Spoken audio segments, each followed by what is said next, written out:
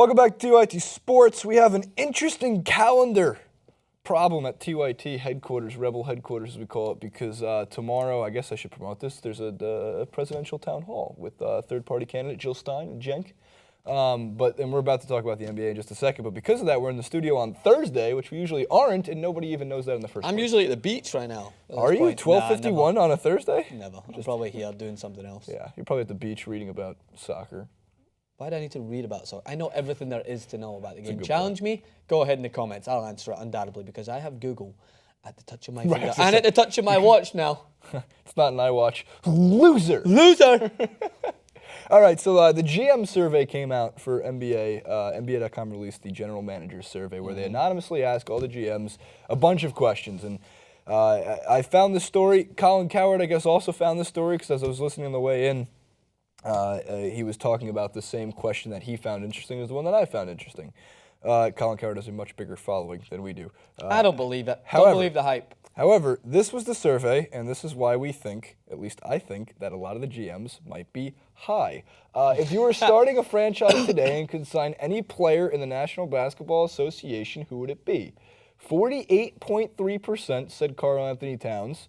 Actually, around, if I'm correct, 69% of the GMs said they wouldn't take LeBron James.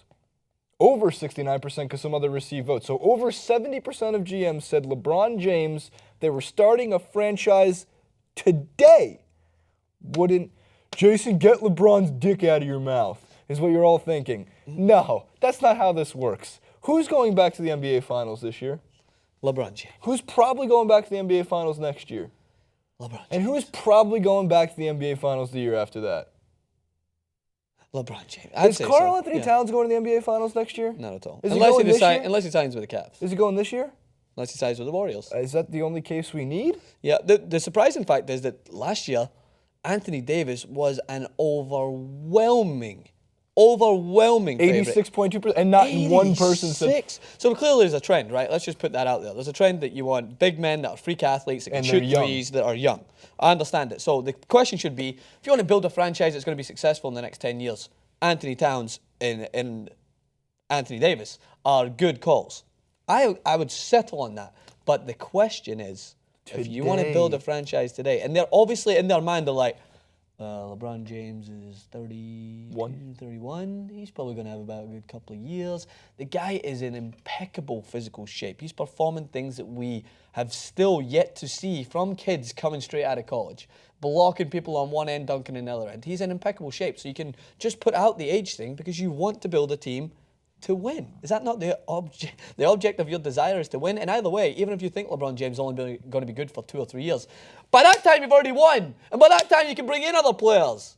You already bring in the youth. So another thing that Cowherd mentioned, by the way, I thought was an interesting point that he made, one of which was which player of that list, Durant, James, Anthony Davis, Karl-Anthony Towns, has the influence enough to get the players he wants signed.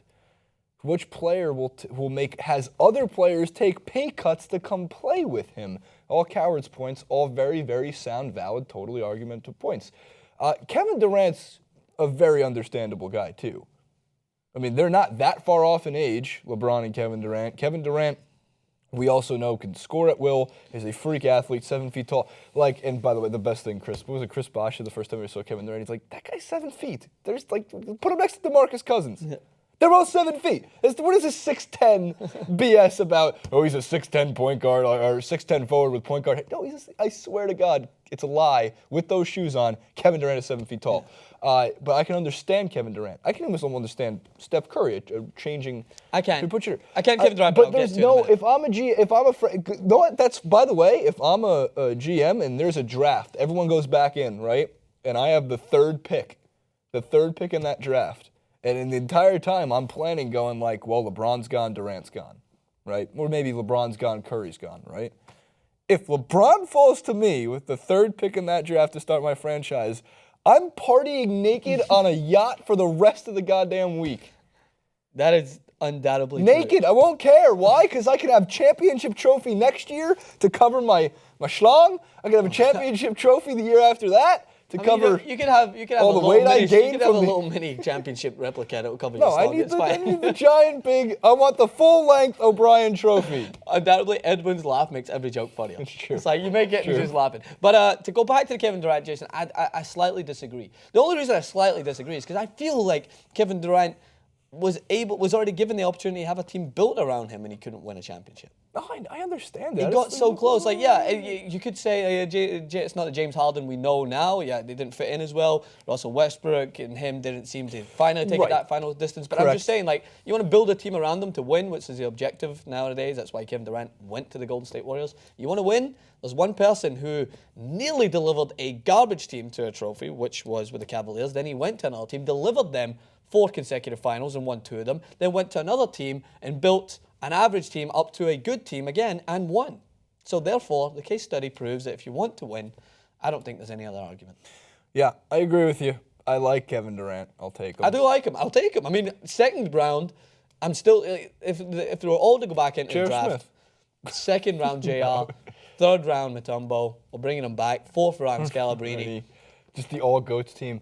That's an interesting question. If we threw all the NBA players in the draft, who are the top 10 picks?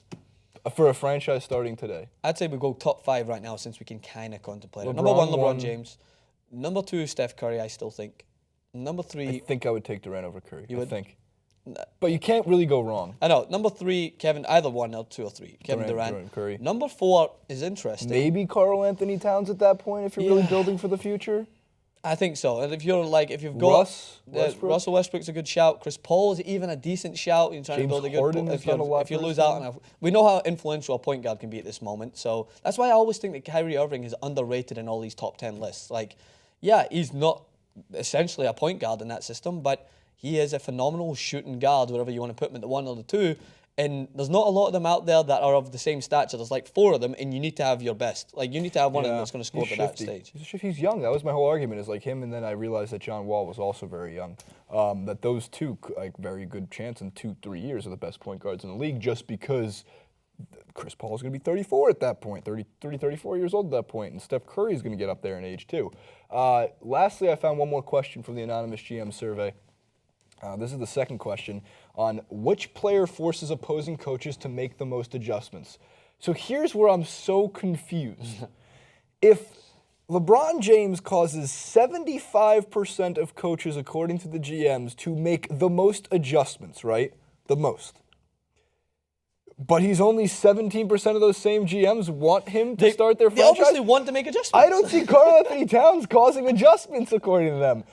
Steph Curry, I thought that the last 2 were interesting. Nobody else received, so they must have. 1% of the votes was the rest of the league. So Draymond Green, I thought the 3.6%, that's about 3 GMs? No. If there's 30 GMs in the league and 3.6%? I'm an English guy. I think they're counting assistant GMs. So it's a couple. There's a handful of executives that feel that. But it's funny. You're right. It's like, so they're admitting that they want Karl-Anthony Towns, but then they're also admitting that LeBron would have them make so much adjustments. So they probably have to adjust their best team. They'd have to adjust their franchise. So they're like, all right, we're going to build a franchise around this guy, but we're going to have to adjust it anyway because we've not got LeBron, and he's going to cause us to make some adjustments. By the way, my favorite thing too, really quick to wrap up, was there's like a lot of surveys going around of like, let's like build an all-NBA team to beat the Warriors. And like we did like build a super team to beat the Warriors, but the Ringer did it within like the parameters of like you have to have guys that could like role players that would exist. You can only spend X amount of dollars on like LeBron. And if you do that, you're going to be left off with less amazing talent, opposed to if you went with a Kawhi who costs a little bit less.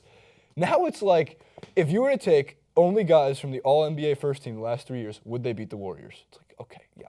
We take LeBron and like we'll throw Michael Jordan on there, maybe prime Kobe, AI in his prime. Yeah, they probably would beat him. It's just like the funniest thing I see on Twitter is like let's take the All-NBA first team. Would they beat the Warriors? So what happens? Take the All-NBA second team too as the bench. Would that bench beat the Warriors? It's still the last point is you have a super team here, but yeah, you're doing all these theories. They haven't won yet. They haven't won yet. You still get a team that's won that you're not comparing against. Who's going to win the NBA Finals? The Spurs. It's probably the Warriors. I've got a slight inclination the Spurs. By the way, I'm a fan of drama. I would love the Warriors, just like, just for fun. Like, what if the first round? You're a fan of drama.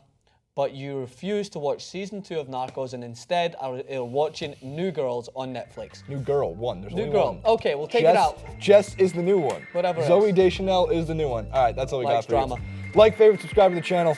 We'll see you next time. You like rom-coms? I do. I'm a huge fan.